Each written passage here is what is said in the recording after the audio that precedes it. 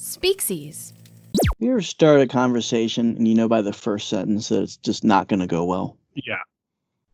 I would add to that no conversation ever starts well with, I was so disappointed in Wegmans today.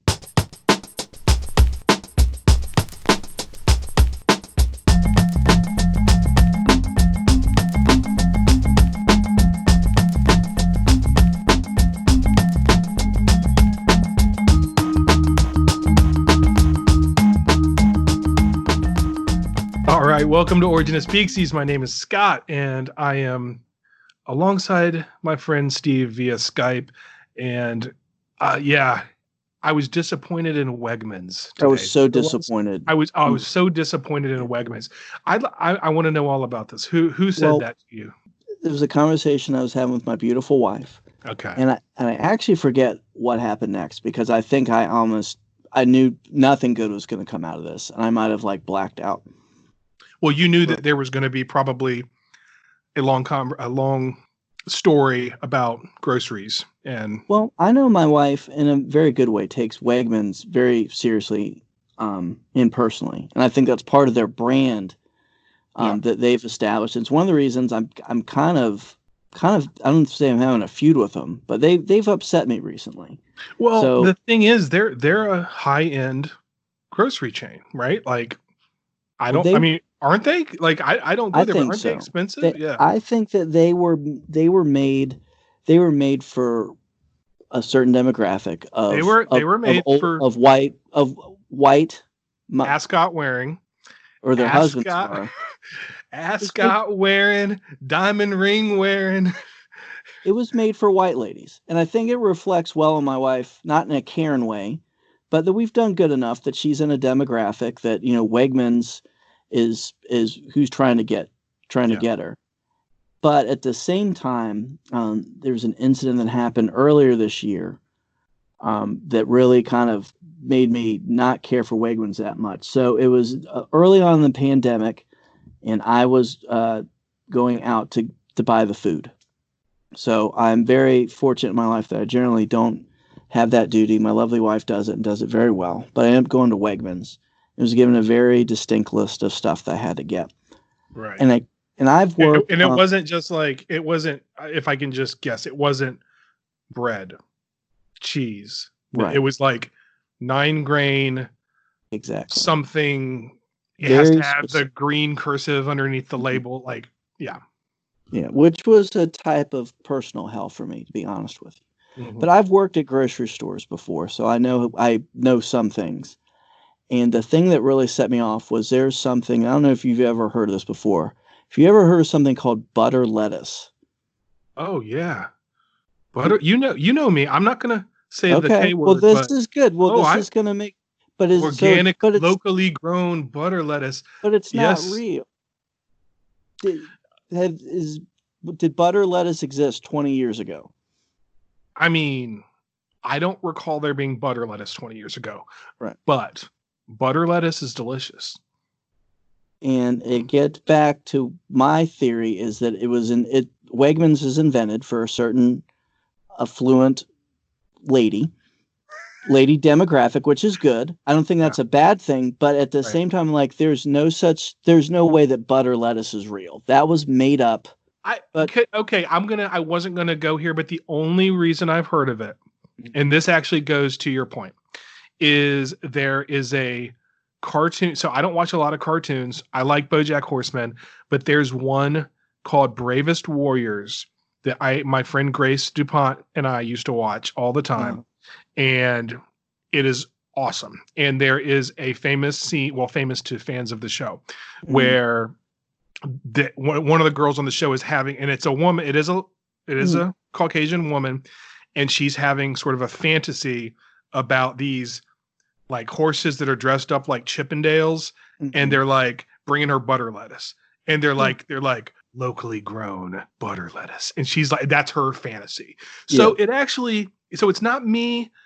I think I've had it maybe, and I kind of know what it is, but I mainly know it from Bravest Warriors. But yeah, I wouldn't put it past Wegmans. I wouldn't put it past big grocery to make a new But I lettuce. think if they invented something, because they've invented everything else. I mean, Yeah. trying to get out of there buying cheese crackers and the 7 varieties of Right. crackers that come there, that you have to be careful and get the right font and all that stuff. But Right. anyway, so I think things ended up, my wife hasn't broken up with Wegmans, and I'm fine with that. And I support her. And again, I think it reflects well that she's not in the demographic of, there's not like a marketing conversation going on at Hooters going, you know what, we have to find something to get to make those ladies whose husbands make them come here, give them something they want to eat when they show up.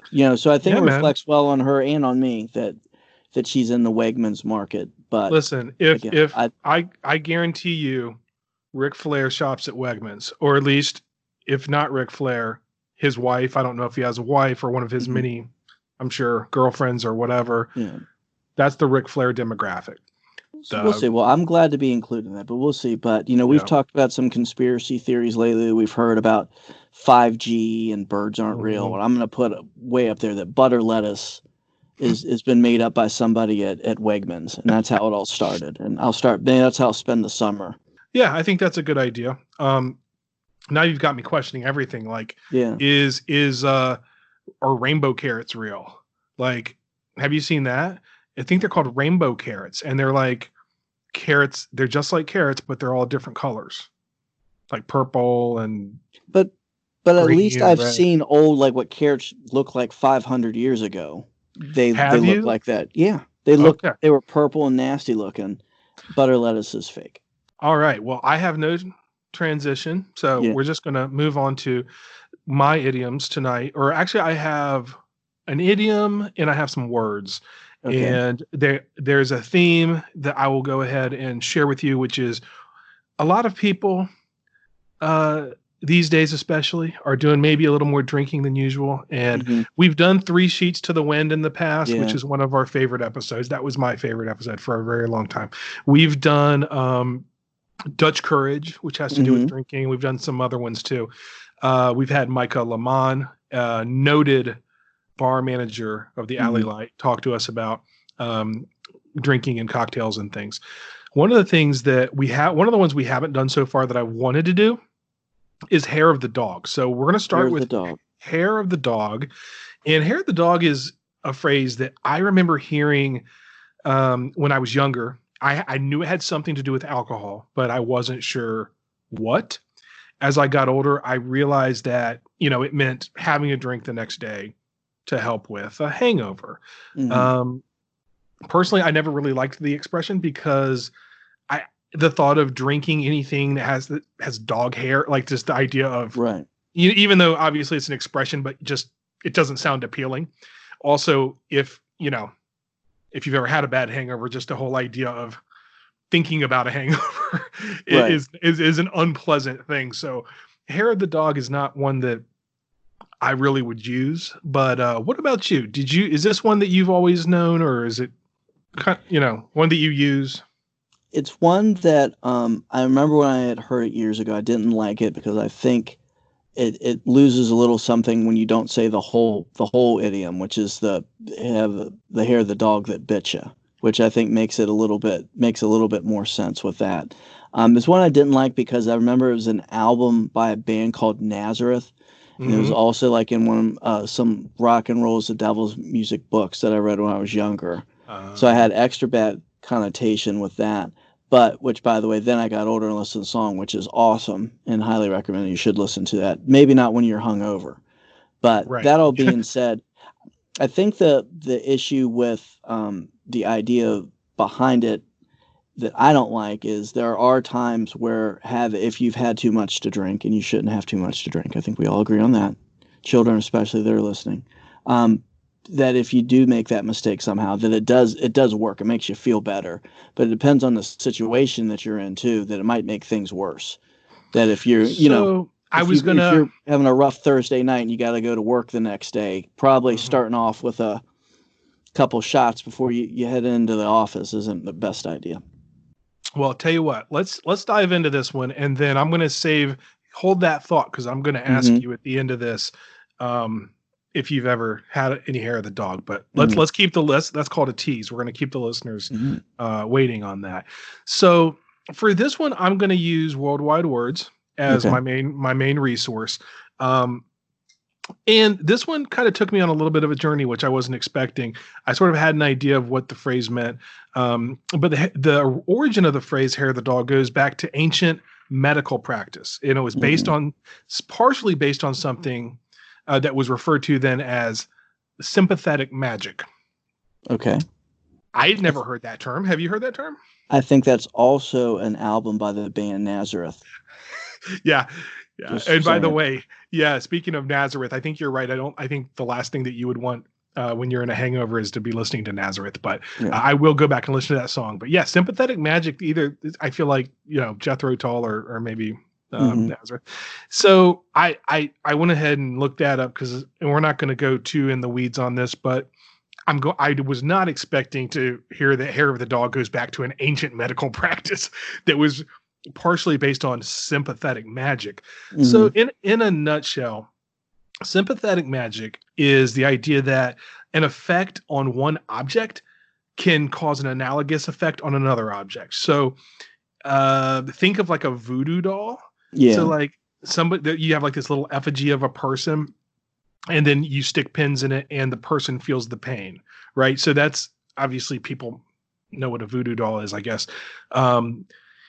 So there are lots of things like that. And if you think back to like maybe stories you heard as a kid or old fables, there are, or like witches that would get like a little piece of your hair and you would then have a link to that person or like, I want this person to fall in love with me. Okay. I'm going to make you a love potion. What you have to do is you have to get an article of their clothing and then I'm going to do some sort of spell on it. Right.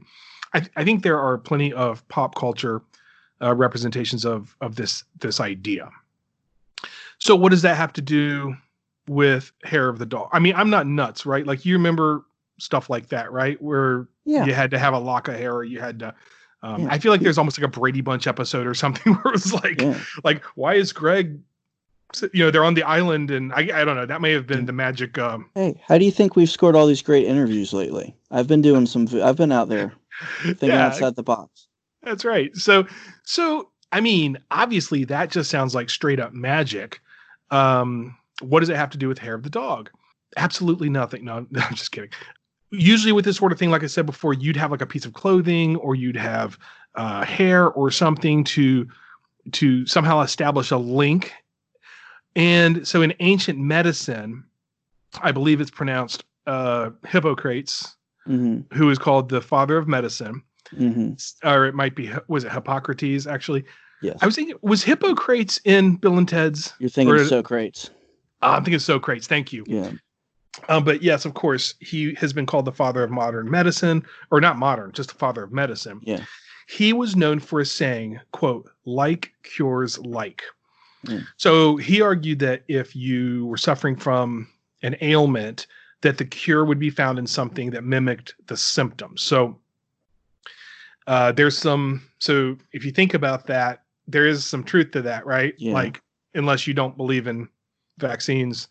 So it wasn't just Hippocrates that latched onto that idea. There's a guy named Samuel Hahnemann who you would hate this guy because he was like the father of homeopathy. Ooh.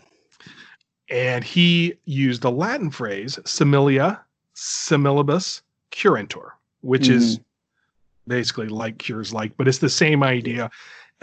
So he said, hey, if you're bitten by a snake, the cure for your sickness would be found in the venom of the snake. And we know there is some truth to that. I think there's truth to that, right? But we also know every good lie has a bit of truth to it too. Right. And that's not romaine. That's not iceberg. That's butter lettuce. Yeah. Well, it's funny because this guy, Samuel Hahnemann, you may have heard of his grocery chain, Wegmans. He was the founder as well. Yeah. And he was not just the founder, he was a client. So more germane to our conversation today, and I think you'll like this, is that the idea, if you were bitten by a mad dog, Applying the hair of the dog will prevent you from getting rabies. So I thought about you because you're constantly warning people about the dangers of rabies. And I started thinking that this phrase, so you're bitten by a mad dog, you have to have some hair of the dog to prevent you. And I mean, we could have had hair of the raccoon as well, but it just ended up being hair of the dog. So they actually would do this though. They would take hair of the dog and they'd make it, they'd rub it on the wound, or they would make it into a poultice with honey and herbs, right? And then they would rub that on the dog bite. That's actually was a practice and that was to prevent you from getting rabies. Right. I mean, we've talked on this show before. I mean, that's not the craziest thing we've heard. No, I mean that's fairly reasonable. And you make snake any venom from the venom. Yeah. I mean, yeah, and then you get the antidote or you get the vaccine that way. So, and you think about, we look back now at some of these things and laugh, but like when you think about just the history of medicine, I mean, they're fumbling around in the dark in a lot of ways, like trying to figure out what worked. And we're still doing it. We're still doing it today, but we've come a long way. So you can sort of connect the dots to see how this hair of the dog that bit you would make sense as an expression for having a drink the next morning to cure a hangover, with, as you mentioned before, the full phrase being, as I said, hair of the dog that bit you, not just hair of the dog. So now this is the one that's more analogous to happy as a clam, because when you hear happy as a clam at high tide, you kind of get it, just like with this one, which is hair of the dog that bit you. Okay, I can kind of figure out what this means. So what I was surprised about is that this was used in connection with alcohol all the way back to classical Greece. So I would have thought that would be, I guess in my mind, this was something that was more recent, but I guess if you think about it, it must have been rooted back then, because it wouldn't make sense if it came recently. There was I guess the biggest, reference that we have is that in a play by Antiphanes in the third century BC, there's a quote, "Drive out wine with wine." I like that. Yeah, I like it too. And there is the thing with hair of the dog where you're like, does it work, or is it just an excuse to drink more? And I guess if you stay drunk, you're never going to have a hangover, So we do have a bunch of other examples of the use in English, but I'm going to just give a couple of them, and I think you're going to like them. And we're going to sort of wrap up this one here. The first is your boy, John Haywood. Yes. So John Haywood in 1546 has a book called A Dialogue containing the number and effect of all the proverbs in the English tongue. And he wrote the following, and this is great. It says, and it's in like Old English, but I'm going to do my best. So it's like, "What how, fellow, thou knave? I pray thee, let me and my fellow have a hair of the dog that bit us last night, and bitten were we both to the brain, all right?" It's pretty good. He said it like that. I mean, so this is your boy Haywood. Yeah. And it's great. He's saying he and his fellow need some hair of the dog that bit us last night, because we were both bitten in the brain. All right. Brain, all right. All right. So that made me like this one a lot. And then next one, get ready. It's from someone we haven't necessarily heard from recently, but one of our heroes. He will be in the playing card deck, and that is Samuel Pepys, or Pepys, I guess. Yes. Thank you, Alan. I'm going to still say Pepys, just like I'm still going to say Popic, because that's who they are to me. Yeah. But in his diary, which we have referenced a couple of times before, he writes, quote, "Up among my workmen, my head aching all day from last night's debauch, to the office all morning, and at noon dined with Sir W. Batten and Penn, who would needs have me drink 2 draughts today to cure me of last night's disease, which I thought strange, but I think find it true." So Pepys is saying, so a couple thoughts here. Our boy Pepys, he's saying that first of all, I like the use of debauch as a Yeah. noun. He's saying last night's debauch. It sounds so much better than like party or just I was drinking alone. It was like, so he talks about last night's debauch, and this guy, Sir W. Batten, and his friend Penn said, have a Mm-hmm. couple of drinks, which he thought it was strange, but he said it actually worked for him. My other thought about Pepys / Pepys is, I don't know if you remember this, but why does he always have workmen at his house? So when we did In a Pickle, it was the same thing. He was talking about watching the workmen at his house, and they were all in a pickle because there's something wasn't getting done right.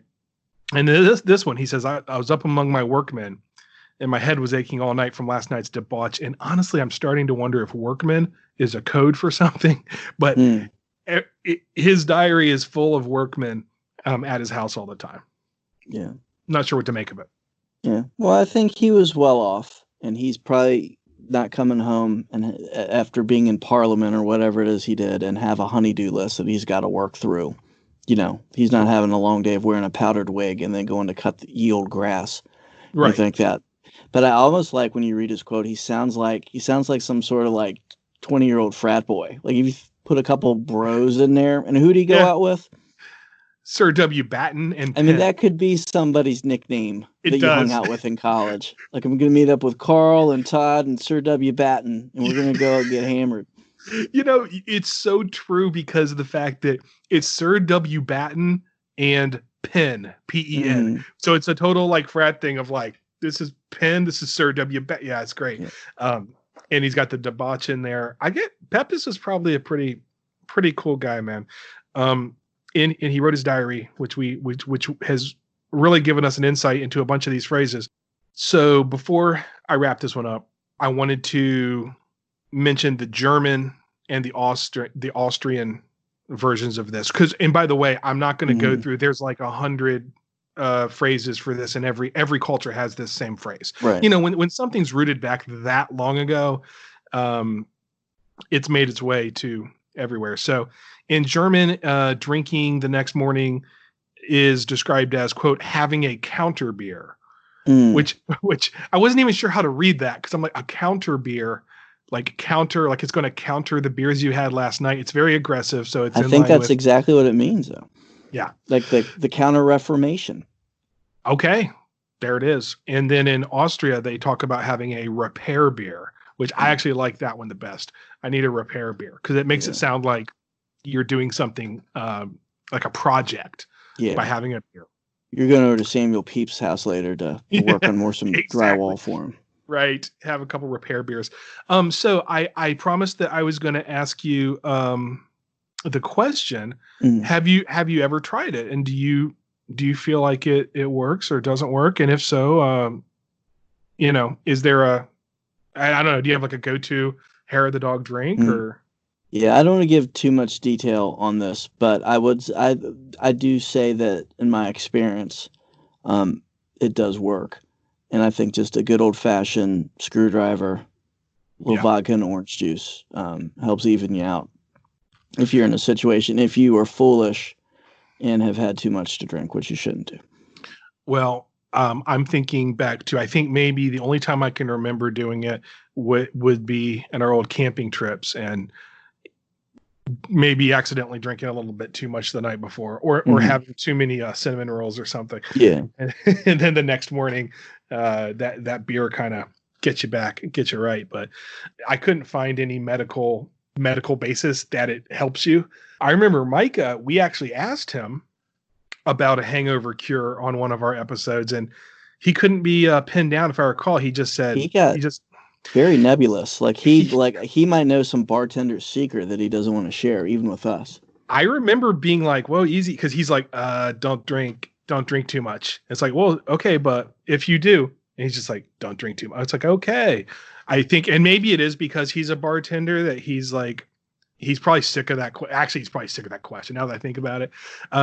But it got me thinking to move on to our next word. The word hangover.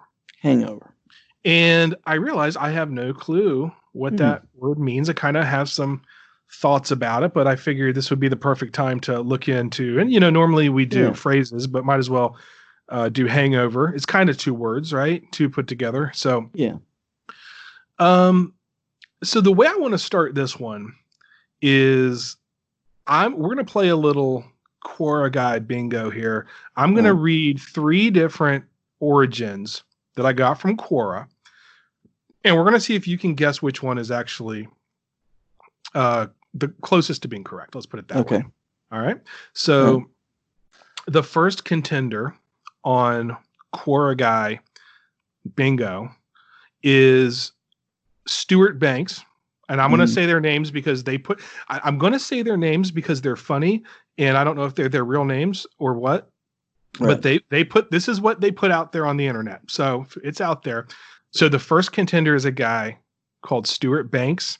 Stuart Banks. Former senior material scientist at Rolls-Royce PLC, 1979 to 2000. Okay. And I'm just going to go ahead and read what he has here. And this is contender number 1 for which Quora person is correct. He says, hangovers are so named because for personal, ergonomic, and communal hygiene reasons, if you are about to retch and vomit, it's safer, cleaner, and more effective to kneel down with your head inside a vitreous toilet pan fitted with a low water cistern and the toilet seat up, clutching onto the toilet pan rim with your arms and hands, where you are hanging over into a toilet pan at the lowest level, rather than attempting to do the same at a standing height into a vitreous wash basin in the bathroom or stainless steel sink in the kitchen because, 1, if you are intoxicated through alcohol or lightheaded and delirious through use of chemical substances, your coordination and balance will be affected, and you might strike your head on the tap. 2, kneeling at a lower level means you only fall a shorter distance before hitting the floor. And I'm going to stop now. There are 6. There are 6 of these. So what he's saying, it's called a hangover because you hang over a toilet. But that's number 1. Okay. Number 2 comes from Athena Merriweather, and her description is kinder than necessary. That's what she called. Instead of being a material scientist at Rolls-Royce, she's kinder than necessary, which I feel like other people should be the judge of. But yeah. So Athena says, hangover, a survival, a thing left over from before. It comes from the words hang and over. So glad she clarified that. Yeah. Thank you, Athena. And it means the after effect of drinking too much. So she says it's first attested in 1904 on the notion that something is left over from the night before. So hang means to suspend. It comes from the ancient word kank, which means the same thing. And she says one can imagine last night's drunk suspended like a toxic cloud that lingers until late the next day, literally hanging over you. Right? So that's Athena Merriweather. Close strong. Yeah. So I did like the closing as well. And then we're almost done with this game. All right. Last one is Howard Lardner, School of Hard Knocks, University of Life. Oh, so you got like us. Yeah. So he's obviously from the streets like you and I are. So yeah, but his name's Howard. So he he got his ass kicked. Yeah. So here's Howard's entry. And again, his credentials, School of Hard Knocks, University of Life. He answers the question, where did the term hangover come from? He says the term was coined from the 3 Hangover movies. The first was released in 2009 with a budget of $35 million and grossed $467.5 million. The movie is based upon a bachelor party where 3 best men and the groom take a road trip to Las Vegas. They wake up the next morning to realize that not only have they lost the groom, but they also have no recollection of the previous night's events. So this is an actual answer to where to. So he contests that Hangover started in 2009 with the movie The Hangover. And folks, this is why you don't get your answers from Quora, but it provides endless joy to me to read these answers. Yeah. So I'm going to let you guess which one you think is close. Are one of those actually close? Yep, and that's why this is so fun. And we're going to get to worldwide words and we're going to get to it, but You can Okay. guess, or you can just wait and find out. Well, I'll put in. I think that number 2 seems to be the closest. Athena Merriweather, kinder Athena. than Yeah. necessary. The Yeah. Don't dark like cloud. Okay. not as thorough as the other guy. The other guy's a little bit too thorough. But Well, I liked her how a cloud hanging over you at the end. I like that too, and I mean, Yeah. really, in some ways, the more thorough you are in these descriptions, Yeah. the less believable they are. So Yep.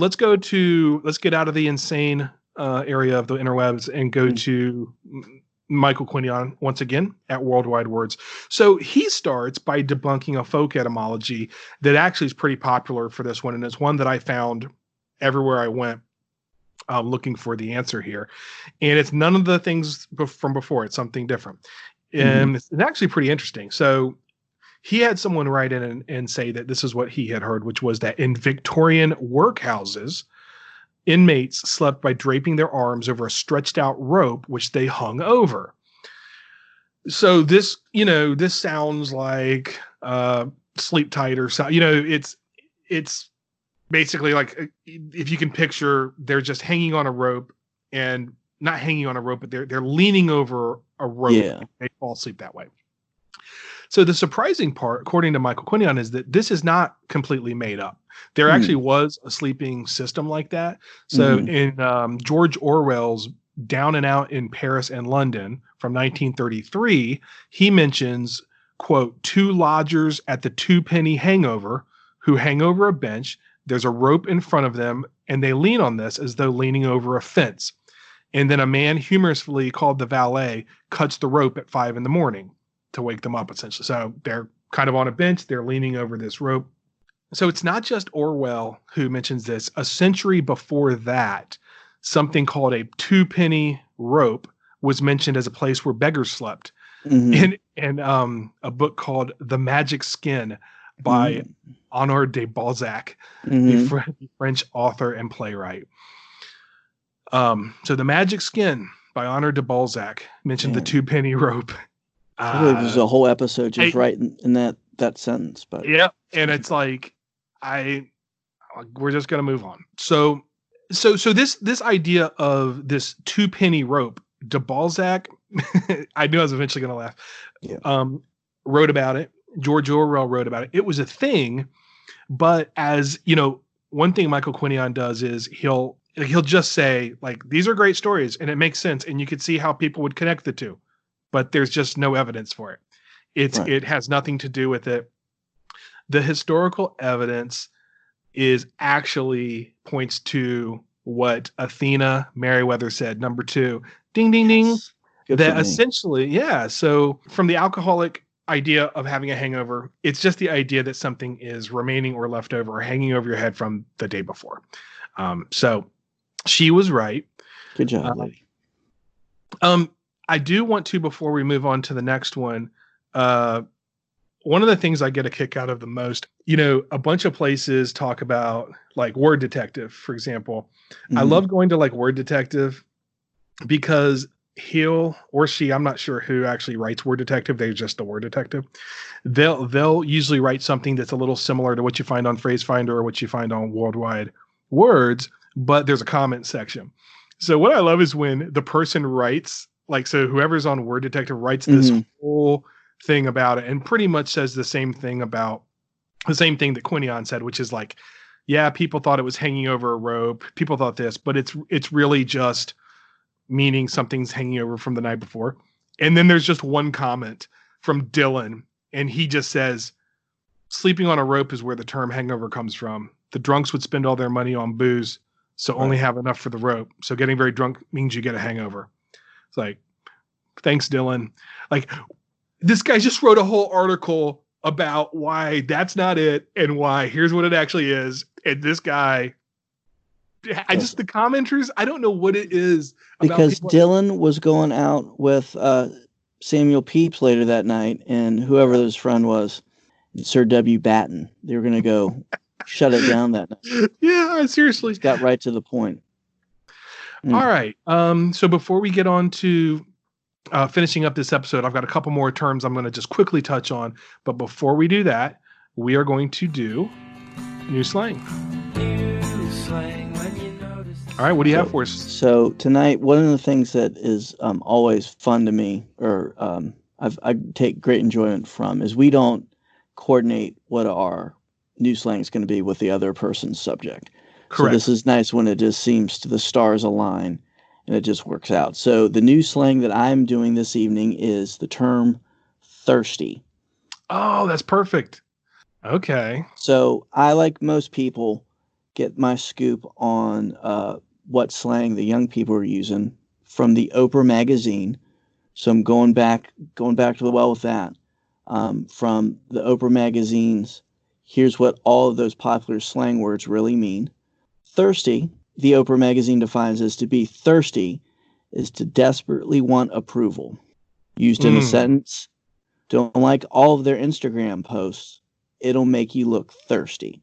So I hate to contradict the Oprah magazine, but I will. And I'm actually, in another sentence in this, it makes a reference to a New York Times article that's going to be, I think, where we get most of our information from this. So from New York Times Magazine from April 2017, an article, it's easy to be called thirsty on social media.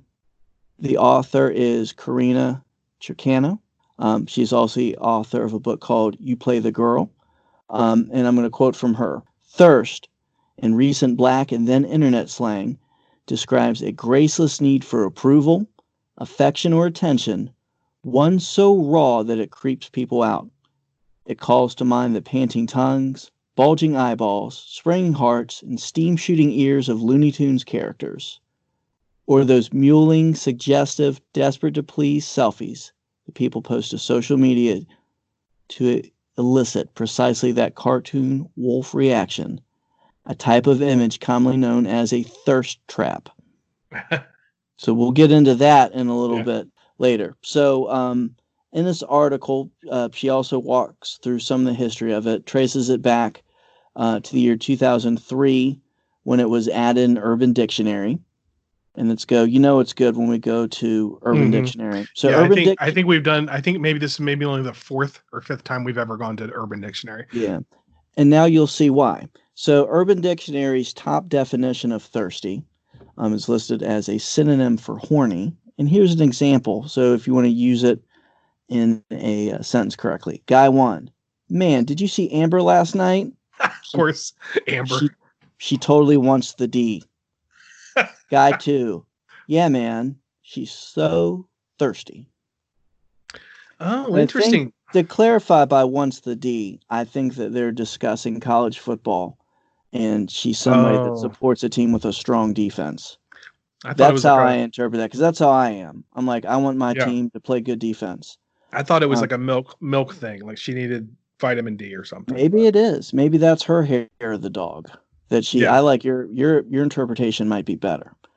So, but vitamin D still sounds dirty, whereas good like defense is actually, much more above board. So, well, if I may, real quick, that's an interesting thing. So first of all, and I know we'll talk about thirst trap. I think that's funny. I'm aware of that one, and I like teasing my female friends about that. But like, I would think. I always thought thirsty was more the first thing, which is like you're overly admiring someone. It's close. It's not the same as simp, but it's in the same family of simp, where it's like you're overly aggressively trying to get a female, or I guess it could go the other way. Yeah. The way that they did it was they said she's thirsty by taking the pictures. Whereas I would think that's more of a thirst trap. But anyway, who am I to argue with?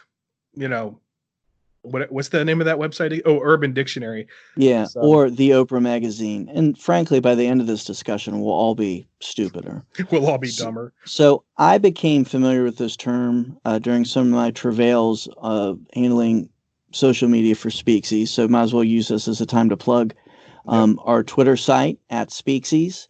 And also our Instagram site at Speakcies to keep up with the latest work that I put out there and the people I have to deal with, including people who make pictures that are called thirst traps. So I somehow come across something being called a Thirsty Thursday, which I think I found out when Robert Banquet posted that for one of his ads for Oh, um, for a bar down in Alabama called Leroy Lounge or something like that. yeah. And he, after I clicked on one of the hashtags, we had a discussion about it wasn't the sort of thirst that Leroy Lounge probably wanted to have. Yeah. So looking at that, that is often a picture. Well, it'll be a picture that's inclined to seduce people in kind of a more fleshy sexual picture. And I found, unfortunately, that it goes across kind of gender lines too. There's a lot of thirsty people on both sides of the fence with that. So that was illuminating for me. So anyway, so a thirst trap is a picture to entice you. According to, this is actually even more disappointing, dictionary.com discussed that. And says, emerging from selfie culture, the well-staged thirst trap is a provocative photo, often with a coy or confident caption that will trap, parentheses, attract, thirst, parentheses, attention, in the form of comments, likes, etc. And I don't want to read anymore from this. So, thirsty is the new slang. Scott, what's your thoughts on it? Well, Steve, I'm going to give this one a very enthusiastic thumbs down. I do not like thirsty at all, and I'm sorry if I'm taking the softball here, but feel free to also hate it. And my main reason for not liking it is I think I don't like first of all, you got thirst traps out there. Okay. That's your fault. If you're putting out, and then people are clicking like, and then all of a sudden you're calling people thirsty. Wait, I'm acting like this is something that's happened to me, but I'm not saying that, but I'm just saying, I don't like the games. If you like a picture, you like a picture. Why do you have to be thirsty? It doesn't, so I say, I don't like it.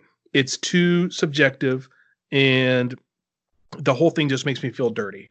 So not talking about it, because that's what we're doing on New Slang.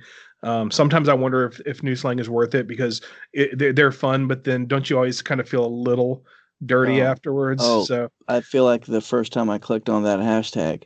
I'm going to give it a thumb down too. I think it's one, it's dumb, and two, I think there's a lot of other things you could say for that. It's less clever than it thinks it is. I agree. Just say desperate. If you think somebody's being desperate, just say that. There's a word for it. You don't need to make up thirsty, because guess what? Thirsty already means something. I mean, now it's slang with a connotation. I don't like it. I liked tea last week. That's different, because I don't know. I can't explain it. It just is. What did you give tea? Did you give that a medium thumb? Do you remember? I think I either gave it a thumbs up or a middle thumb, because the Muppets redeemed it. Yeah. Probably was a middle thumb. But anyway, that's our new slang.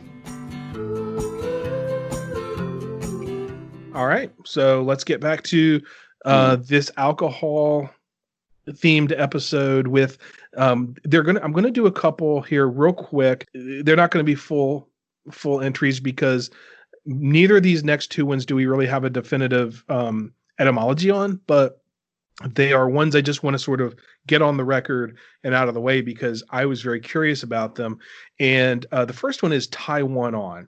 I was very excited to research this one, because it's just one that I don't know why I always kind of liked it as a phrase of, a way to say that somebody's gonna go like purposefully binge drink, or they binge drink was they went to go Taiwan on, and it just sounds cool. I don't know why. It's a very I like that one, because it's very proactive. It's not a situation where you're acting like, oh, I don't know what happened.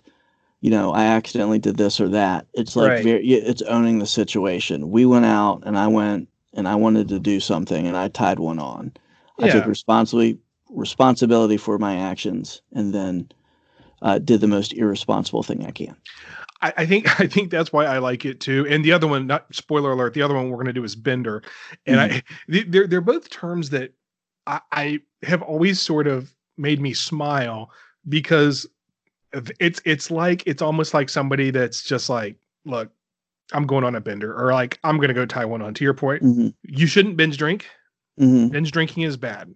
It really is. It really is bad for you. So I'm not trying to glamorize this, but there is something of like, I'm going to go drink with a purpose. You know what? Screw it. Once in a year where you're just like, I'm about to go tie one on. So I looked around and thought, oh, we'll get a really cool, if nothing else, folk etymology out of this. Nobody seems to know what this is. And so I found a bunch of, like, for example, Phrase Finder, man, it's bad when Phrase Finder is relegated to like the user provided like guesses. It's not the actual, there's like no entry. I'm like, how is there no entry? No entry in Worldwide Words. I found a few articles that tackled this, and they all came to the same conclusion that there are 3 potential places that it came from. I'm going to go with hotidioms.com just because I like saying hotidioms.com. They have the best name. But a bunch of places said this same thing. And the question is, where did this come from? So here's the 3 theories. The first one is that it's derived from hang one on. And so essentially it's like a reverse engineering of hangover. So it's like, if you get a hangover, in order to have it hanging over you, you've got to hang one on the night before. And that became tie one on. And there's not really any, there's like the Wordsworth book of euphemism where it says that, but it doesn't really give any, I don't know. I don't like it. The other one, and they're grasping at straws when wherever you go, they're saying it's the Wild West of the USA. And it says that when you had to tie up your horse to a post outside the watering hole, so you'd tie one on, which is it's fun because you get to talk about the Wild West, but there's no way it's that. I'm gonna go. You really think that some cowboy's like, well, I'm gonna go tie one on. I'm gonna go tie. It just doesn't work. And then the last one, which is probably my favorite one, is there's an old British saying, tie a bun on, which bun refers to drunkenness. Okay. And so the theory is that the bun refers to you proving your sobriety by balancing a bun on your head. If you were drunk, you'd have to tie the bun onto your head so that it wouldn't fall off. So you would tie one on. Again, this is no evidence for this. Right. I like it the best. I also read, again, as I love to do, there was this other article on a website called Meaningfulness of the Little is a blog, Meaningfulness of the Little Things .blogspot.com. Apparently a pretty popular blog back in the day because there were tons of comments on this one. And the reason I liked the comments was that they had all of these comments, these people had great theories that were not those 3. And I won't go through them all, but there was one that I did like, which actually sounded better to me than some of the theories that I was reading on people's sites. So this anonymous, and that's what I also love, is people making anonymous posts on blogs. I like it better when they make up a name or they, put their real name. But this says that he goes, I was just discussing this with my friends yesterday. No one had any ideas until we met up with another friend from Tennessee. We asked him if he had any idea what tie one on meant, and his response was, oh, sure, tie one on, like a feed bag that you tie on your horse. And then I found a couple comments saying, yeah, that's what I always thought it was I was just going to tie one on and just drink. And I'm like, that kind of makes sense to me. They have feed bags at Mardi Gras you put around your neck and you hold your beer. So tie one on. The truth is nobody knows, but I thought those were some fun theories. If you're listening to this and you have a theory, feel free to reach out to Steve at Steve at Speakcies. He'd love to hear. Hashtag Thirsty Thursday. Yeah, exactly. All right. Before we finish, last one, Bender. We're going to keep this one really quick. It's another one nobody knows. Here are the theories that I saw. One was that you're bending your arm to down your drink. The other one is that the perception that time bends as you drink for days at a time. You kind of are bending your sense of time. I don't know. And then the last one, the guy said, it's bad when somebody's I thought it was a nautical term. Anytime somebody says nautical term with that, it's like, oh God, it's a nautical term for a period of drunkenness. and it probably came from bending of the elbow. If for some reason, like when people say nautical term, it just like gives it some sort of credibility to some people. Yeah. And then the last one was the guy said, I think he was joking something about after you've had a drink. So what a bit, I mean, I guess I jumped right to it. A bender is just when you're drinking for 2 or 3 nights in a row or days in a row. You're just like drunk for 2 or 3 days in a row, Right. which is very, I will say I have not done that. And it's very, Mm-hmm. I don't know if it's impressive or sad or what, but Right. the last one is the guy's like, if I've been on a bender afterwards, I feel my body feels like I have the bends, like if you're underwater and Right. I don't, that whole You thing. you come up too quickly. Yeah, and you get the bends, which has something to do with oxygen in your blood, or I don't know. But so tie one on and bender, we don't really know the answer to, but I do feel like we got the answer to hair of the dog for sure, Mm-hmm. and hangover as well. So I Yeah. feel good about this one. And then also I don't feel actually I do feel kind of thirsty in the traditional sense now that we've been Yeah. talking about drinking. So hey, this is Scott. Thanks so much for listening. If you haven't already, please go and give us a 5-star review on Apple Podcasts. Follow us on Spotify and leave us a written review wherever you listen to podcasts. If you don't mind, it helps us out. We only have a couple more episodes left for this season. It's been a great season and it's going to go out on a bang. We have a big surprise for the last episode. So make sure you tune in for that. Also, make sure you check out True Facts with Robert Banquette, which just wrapped up its first season, as well as Panic at the Costco. And we have Personal Records coming back for the summer as well. So even though we will be taking a break soon, there are plenty of podcasts to listen to. Please head to speakcies.com/shows for more information. And once again, thank you very much for listening.